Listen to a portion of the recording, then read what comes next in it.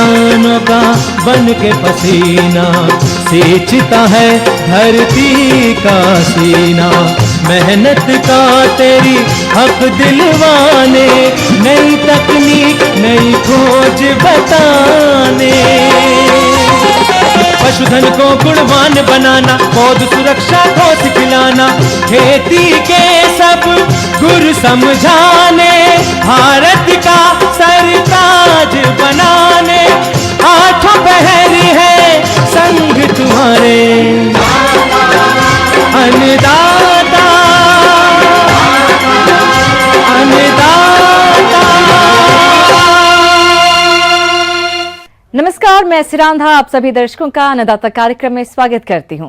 किसान हमारे देश के अन्नदाता हैं और वही हमारे देश के भाग्य विधाता हैं। ऐसे ही भारतीय किसानों को खेती बाड़ी से जुड़ी हुई बहुत सी नई लाभकारी जानकारियां देने के लिए हर रोज सुबह हम आपके साथ आते हैं।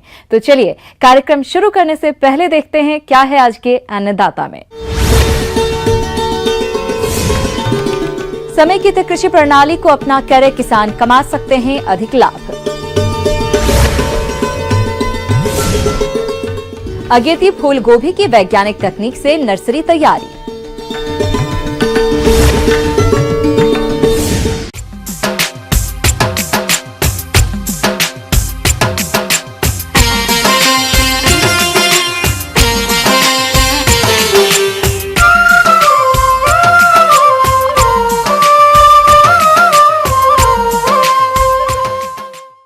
समेकित कृषि प्रणाली से ही किसानों का विकास संभव है। एक तरह की खेती पर आश्रित रहने का समय अब समाप्त हो गया है। किसानों को एक साथ कई तरह की खेती करनी होगी। इस पद्धति में जोखिम कम होती है और फायदा अधिक होता है। किसान भाइयों, ये तकनीक अपनाना आज की जरूरत भी है। इसलिए आप समेकित कृषि पद्धति को अपनाएं, जिस पर विस्तार से चर्चा कर रहे हैं के विषय विशेषज्ञ केडी महंत।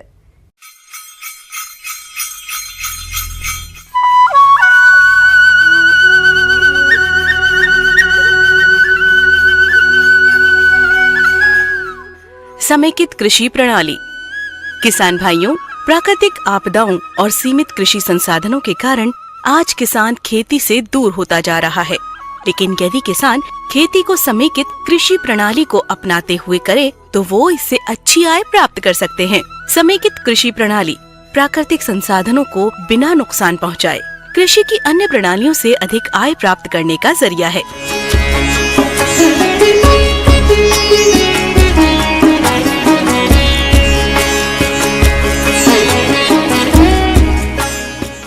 आय दोगुनीकरण के लिए साथ ही साथ लघु एवं सीमांत कृषकों के आजीविका हेतु हमने एक समन्वित कृषि प्रणाली मॉडल का यहाँ पे विकसित किया है। इसका उद्देश्य यह है कि किसान को अपने कृषि से संबंधित सभी घटकों को लेते हुए रोज कैसे उनके साथ पैसा आए, उनके पास कैसे पैसा आए और सभी घटकों को हम कैसे एक मंच पर लाके समन्वित ढंग से खेती करें और अधिक से अधिक आमदनी प्राप्त करें। समेकित कृषि प्रणाली प्राकृतिक संसाधनों को बिना नुकसान पहुंचाए कृषि की अन्य प्रणालियों से अधिक आय प्राप्त करने का जरिया है। समेकित कृषि प्रणाली में 2 या 2 से अधिक ऐसी फसलों या कृषि व्यवसायों को एक साथ एक स्थान पर इस प्रकार किया जाता है कि जिससे वो एक दूसरे को बिना हानि पहुंचाए एक दूसरे के लिए लाभकारी और सहायक हों। इस मॉडल में मुख्यतः मछली पालन, बतख पालन, मेड़ों पे मातृ रोपणी में नींबू वर्गीय फसलों की खेती, डेयरी में जो उन्नत गाय है उनका हमने समावेश किया है, साहीवाल नस्ल के गाय। साथ ही साथ उनके जो उत्पाद है, गोबर है, उनका हम बहुत अच्छे तरीके से तकनीकी रूप से केचुआ खाद का उत्पादन कर रहे हैं। साथ ही साथ नाडेप खाद का उत्पादन कर रहे हैं। साथ में डेयरी पशु को खिलाने के लिए हम अजोला घास का उत्पादन कर रहे हैं, जो एक बहुत ही अच्छा घास भी है और एक जैव फर्न के रूप में भी जाना जाता है।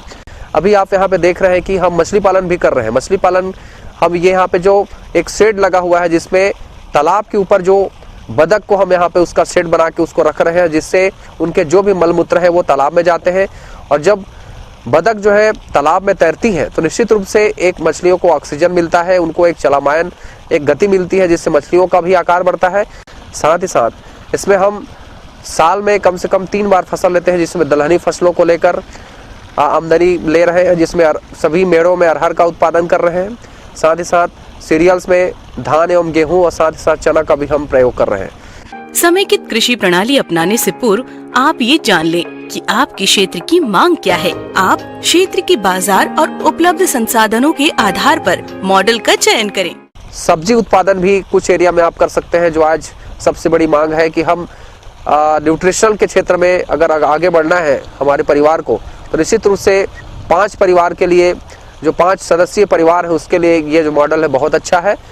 समेकित कृषि प्रणाली कृषि की आधुनिकतम तकनीक है और इस प्रणाली से खेती करने पर किसानों को किसी न किसी माध्यम से आमदनी होती रहती है। साथ ही इसके और कई फायदे हैं। इस प्रणाली में पशुपालन को सम्मिलित करने पर इनसे दूध उत्पादन तो मिलता ही है, साथ ही साथ इनसे प्राप्त गोबर का मछली आहार, बायोगैस बनाने में और खाद के रूप में प्रयोग करने पर अतिरिक्त लाभ भी मिलता है। साथ ही गौमूत्र का कीटनाशक के रूप में प्रयोग भी कर सकते हैं। इतना ही नहीं, प्रणाली के अंतर्गत मुर्गी पालन, खरगोश पालन, बतख पालन भी कर सकते हैं और इनके आहार में कृषि अवशेष का प्रयोग करें तो व्यवसाय की लागत को भी कम कर सकते हैं। इनसे मांस तो प्राप्त होता ही है, साथ ही साथ इनकी वीट का प्रयोग भी आप मछली आहार में कर मत्स्य पालन की लागत को भी कम कर सकते हैं। किसान भाइयों, अभी तक आपने खेती से जुड़ी हुई कुछ उपयोगी जानकारियां देखी। अब लेते हैं एक छोटा सा ब्रेक, जल्द ही लौटेंगे और कार्यक्रम में आगे भी है खेती बाड़ी से जुड़ी हुई महत्वपूर्ण जानकारियां। आप बने रहिए हमारे साथ।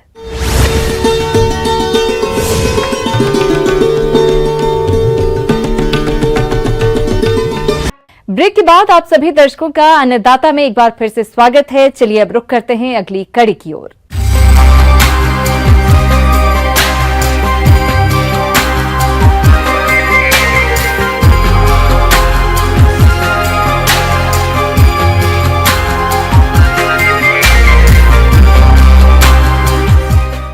हमारे प्रदेश की अधिकांश भूमि अम्लीय, लवणीय और क्षारीय है और ऐसी भूमि को खेती योग्य बनाने के लिए हमारे किसान भाइयों को कुछ उपायों को अपनाना होगा, तभी वो इस तरह की भूमियों पर विभिन्न फसलों की खेती करके अच्छा लाभ प्राप्त कर सकते हैं। तो किस तरह से बनाए इन भूमियों को खेती योग्य, इस बारे में उचित सुझाव दे रहे हैं डॉक्टर भानु प्रताप रघुवंशी।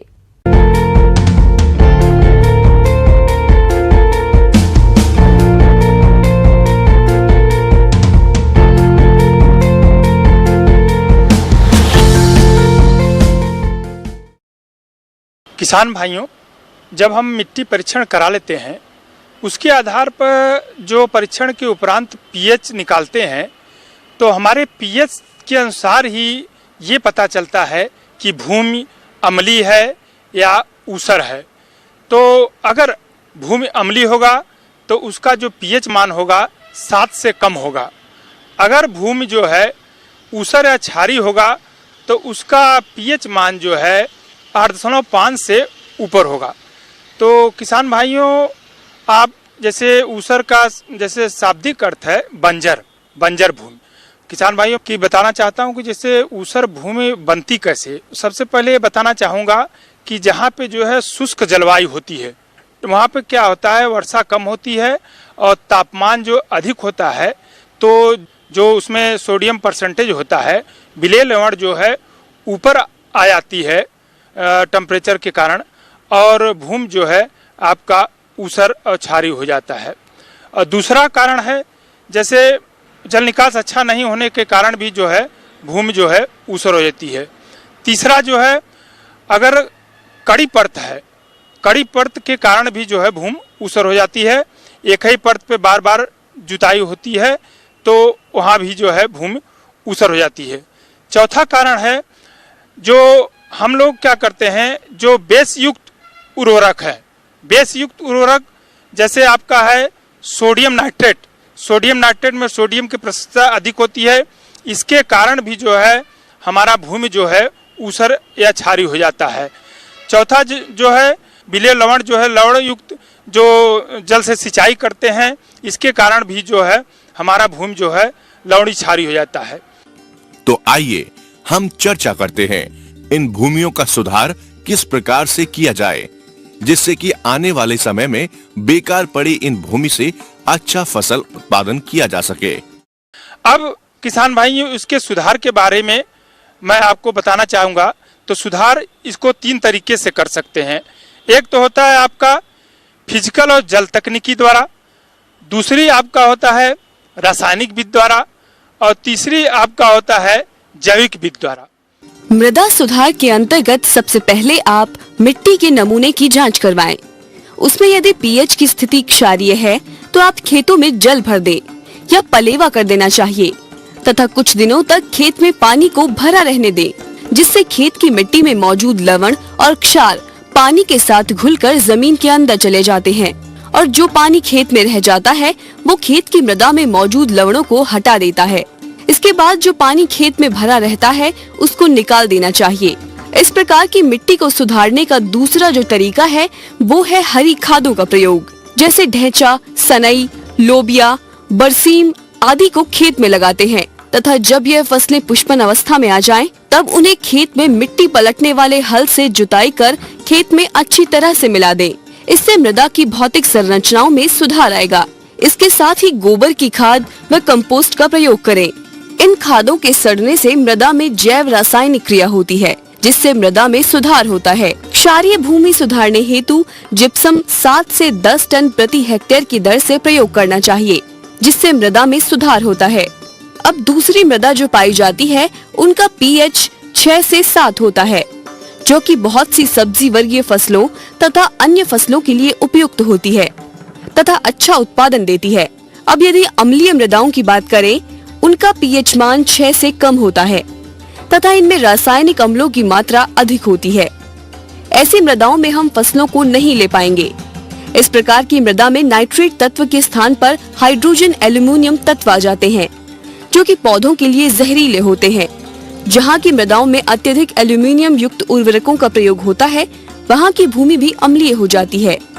साथ ही भूमि में सूक्ष्म पोषक तत्व नष्ट हो जाते हैं। आइए अब हम चर्चा करते हैं अम्लीय मृदाओं के सुधार की। इसके लिए सर्वप्रथम मृदा में निक्षालन रोकना जरूरी होता है। इस प्रकार की मृदाओं में नत्रजनीय उर्वरकों का प्रयोग न करें, क्योंकि यह भूमि में अम्लीयता को बढ़ाते हैं, जैसे अमोनियम सल्फेट, MOP आदि। इसके अलावा हरी खाद का प्रयोग करें तथा मिट्टी के जांच के आधार पर चूने का प्रयोग करें। इस प्रकार किसान भाइयों, बताई गई विधि द्वारा मृदाओं का सुधार कर आप फसलों से उत्पादन प्राप्त कर सकते हैं। और आगे भी है खेतीबाड़ी से जुड़ी हुई बहुत सी रोचक जानकारियां, पर यहाँ पर रुकेंगे एक और ब्रेक के लिए। ब्रेक के बाद एक बार फिर से आप सभी दर्शकों का अन्नदाता कार्यक्रम में स्वागत है। बढ़ते हैं अगली प्रस्तुति की ओर।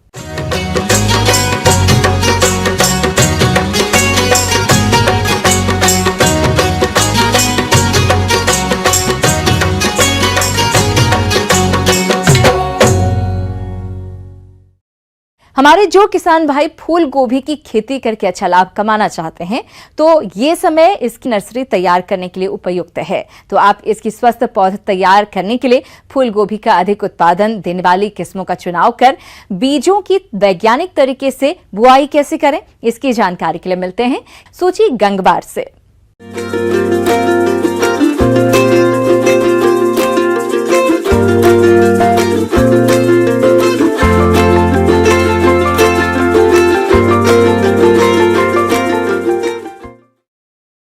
आज हम फूल गोभी की नर्सरी किस तरीके से तैयार करते हैं उसके बारे में बात करेंगे।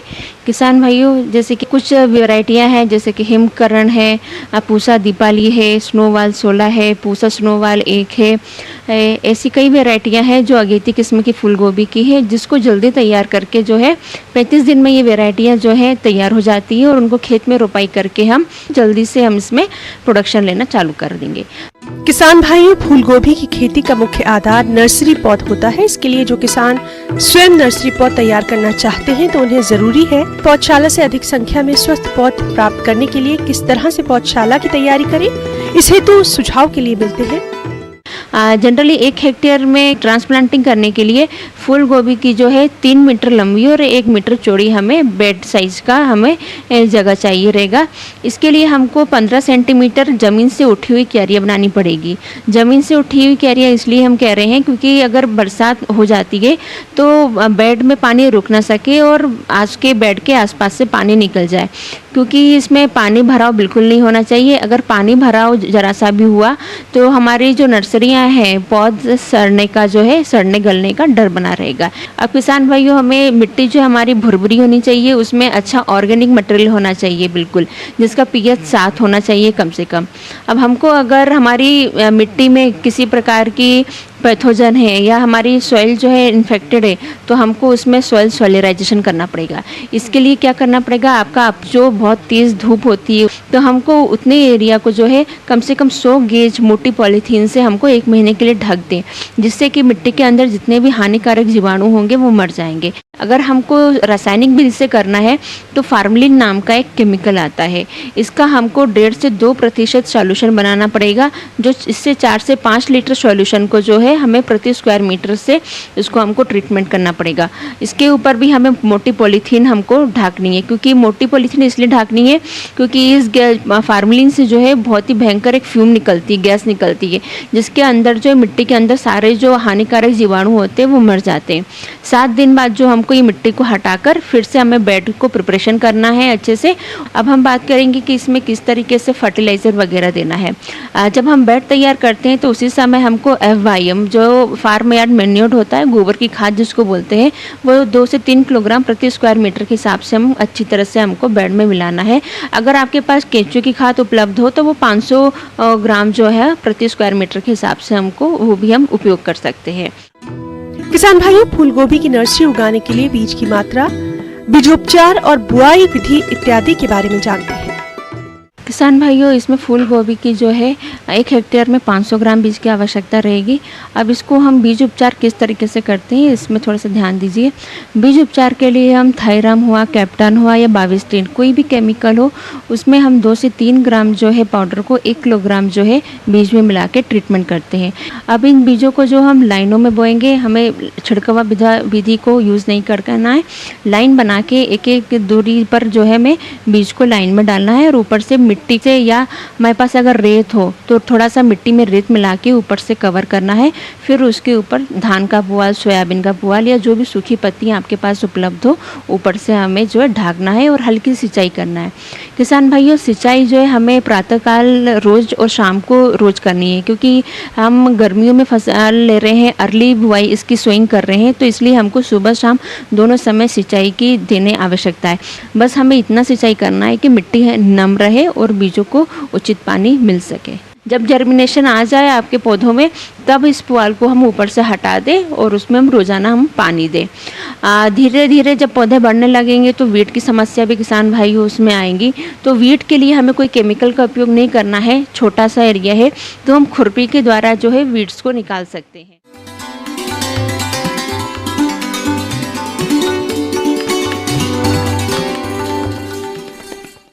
अन्नदाता हेल्पलाइन निःशुल्क फोन संपर्क सेवा के माध्यम से आपके द्वारा पूछे गए प्रश्नों में से 1 या 2 महत्वपूर्ण प्रश्न को हम अपने कार्यक्रम में शामिल करते हैं।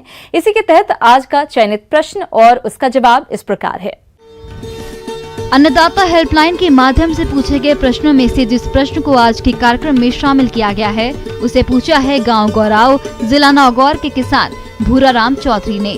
आप हरी खाद वाली फसलें लगाने पर जानकारी चाहते हैं तो भूराराम चौधरी जी, देखिए इस कार्यक्रम की एक खास प्रस्तुति।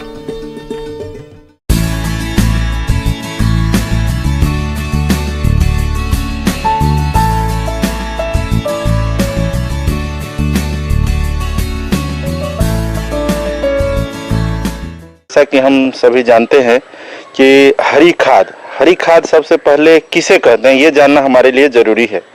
जैसे हरी खाद दलहनी और गैर दलहनी फसलों को उनके वानस्पतिक वृद्धि काल में उपयुक्त समय पर मृदा उर्वरता और उत्पादकता को बढ़ाने के लिए जुताई करके मिट्टी में अपघटन के लिए दबाना ही हरी खाद कहलाता है। तो किसान भाई, अब आगे हम बात करते हैं कि हरी खाद के लिए कौन कौन सी फसल का चयन करेंगे। इसके लिए आप जो है मूंग कर सकते हैं, ढैंचा कर सकते हैं, सनई कर सकते हैं, उड़द कर सकते हैं, लोबिया कर सकते हैं और ग्वार फली रहता है उसका उपयोग हरी खाद के रूप में किया जा सकता है। इसके बाद अगर हम ये जैसे आपको मैंने 5-6 तरह का जो फसल बताया, चाहे वो मूंग हो, चाहे उड़द हो या फिर जो है ढैंचा हो, लोबिया हो। हरी खाद के लिए ढैंचा, सनई और मूंग की बुवाई खेत की उपलब्धता के आधार पर कर सकते हैं। इसकी खेती प्रदेश के लगभग सभी क्षेत्रों में की जा सकती है। खेत के एक बार मिट्टी पलटने वाले हल से जुताई करके 2 बार कल्टीवेटर से जुताई की आवश्यकता पड़ती है। जहां तक इसकी प्रजातियों की बात आती है तो इसके लिए हिसार ढांचा 1, हिसार ढांचा 2, पंत ढांचा 1 और पंत ढांचा 2 सनई उन्नत प्रजातियों में K12 और SJ 67.42 तथा मूंग की उन्नत किस्में SML 67 आदि प्रजातियों का चयन कर बुवाई के लिए ढांचा का बीज 30 से 40 किलोग्राम प्रति हेक्टेयर, सनई का बीज 75 से 80 किलोग्राम प्रति हेक्टेयर की दर से आवश्यकता पड़ती है और मूंग का बीज 35 से 40 किलोग्राम प्रति हेक्टेयर के हिसाब से प्रयोग करें।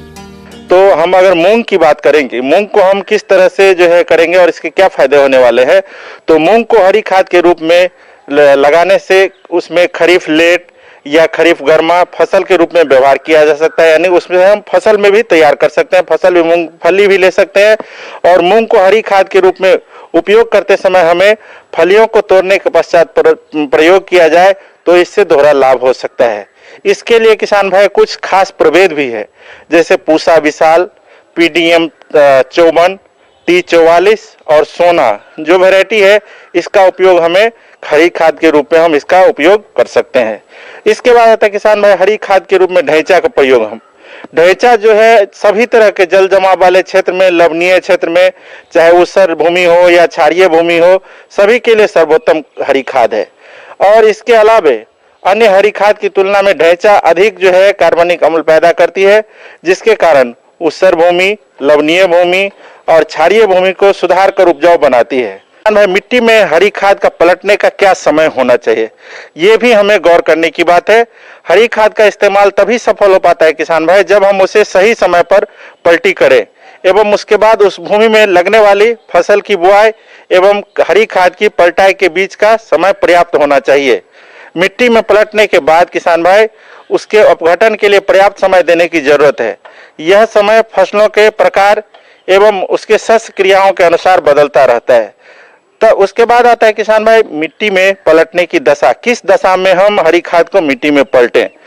जैसा कि देखा गया है कि दलहनी फसलों की जड़ों में जब नोड्स बन जाते हैं, ग्रंथि का निर्माण पूर्ण रूप से हो जाता है, वैसी दशा में फसल को पलटकर मिट्टी में मिला देना चाहिए। पलटाई करते समय आपको थोड़ा सा यह ध्यान रखना होगा कि आप हैरो या रोटावेटर से पलटाई करें, जिससे कि पूरी तरह से फसल की जो पत्तियां व टहनियां हैं वह कटकर खेत में मिल जाए।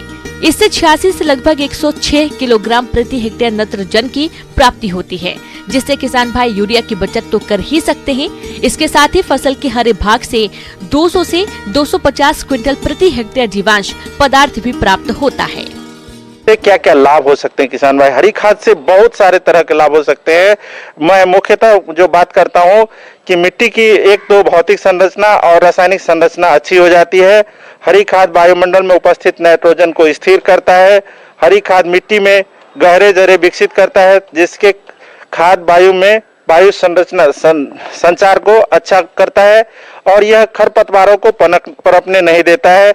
साथ में आपकी जल धारण क्षमता को भी बढ़ाता है, जिससे आप कम पानी में भी आप ज्यादा दिनों तक नीचे पानी रह सकता है। तो ये जो हरी खाद के लाभ है किसान भाई, आप हरी खाद का उपयोग कर आप जो है नाइट्रोजन की मात्रा को कम कर सकते हैं। जो आप जो रासायनिक खाद उपयोग करते हैं उसकी मात्रा को आप कम कर सकते हैं।